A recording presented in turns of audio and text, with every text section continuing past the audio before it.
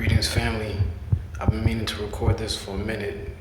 This is my LiTE experience. Okay. So in 2005, I was living in California, but I came to New York to visit my daughter for her birthday in February. She was turning 4 at the time. Okay. So on my way to my dad's house, I ended up taking the Long Island Railroad.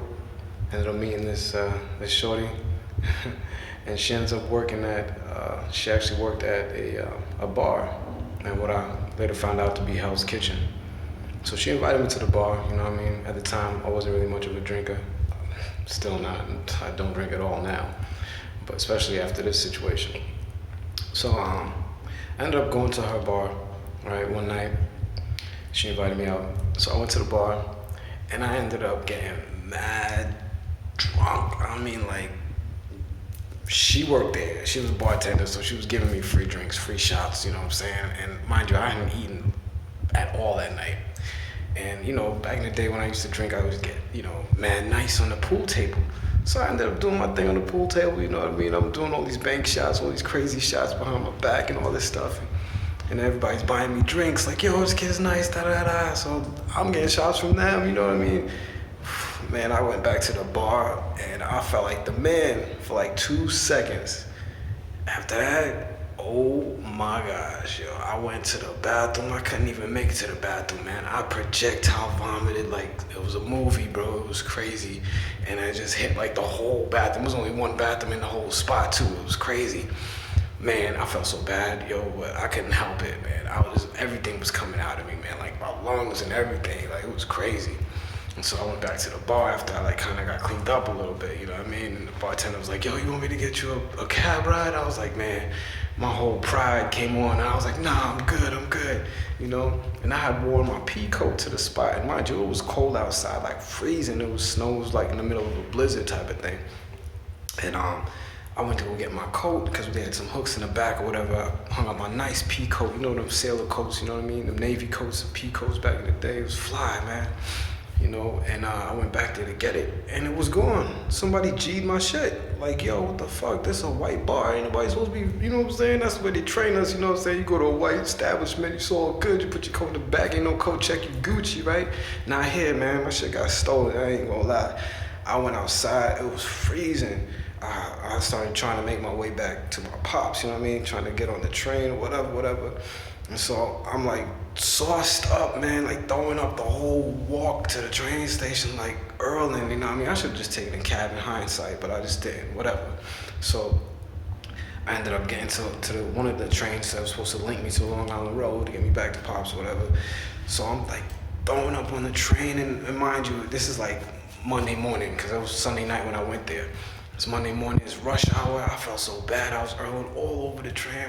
I was apologizing, trying to talk and apologize to people more. That shit was coming out of me. I was like, oh God. I got off at the next stop and I was just hugging the fucking the freaking garbage can, man. Like, by this time I'm like dehydrated and just like, you know, almost falling on the train tracks because I'm just so dizzy and shit, you know what I'm saying?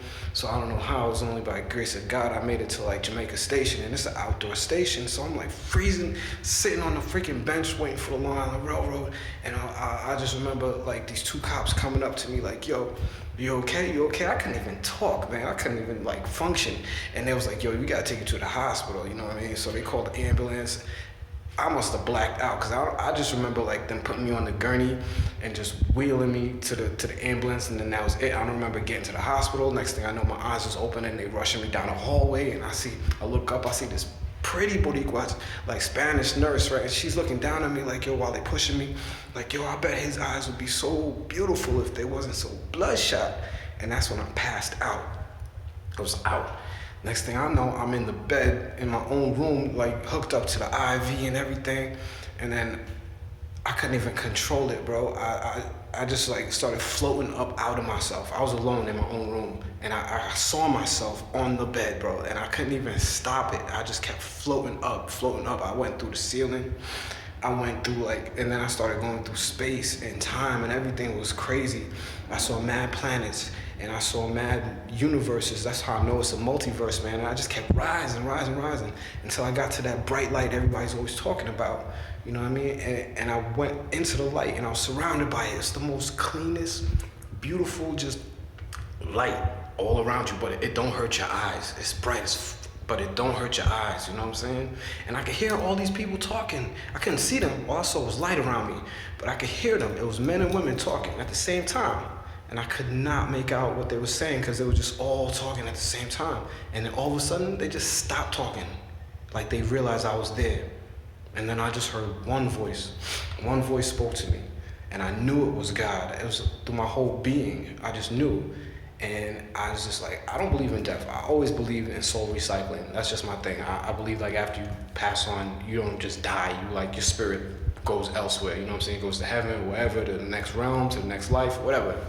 So, but the only thing I could think to say was, did I die? Did I pass on? And he was like, in a masculine voice, just, you know, he was like, no, you did not die. It's not your time yet.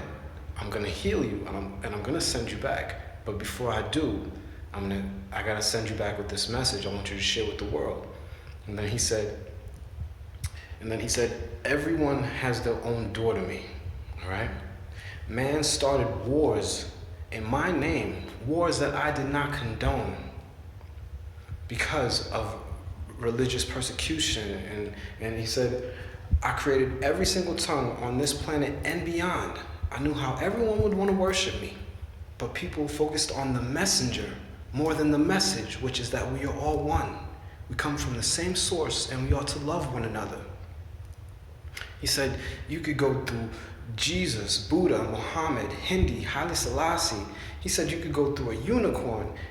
When he said that part, I laughed inside. I'm not gonna lie, like I was like, a unicorn, but this is 2005, and look how popular unicorns are. You know what I'm saying? Like now, he knew. And in hindsight, when I told this story to someone else later in life, and they asked me who I could picture in front of their door, and I was like, and they was like, can I picture a unicorn? I was like, whoa, God knew before, you know what I'm saying? So anyway, he was like, you could picture a unicorn, or you could picture no one at all. You could just come straight through to me.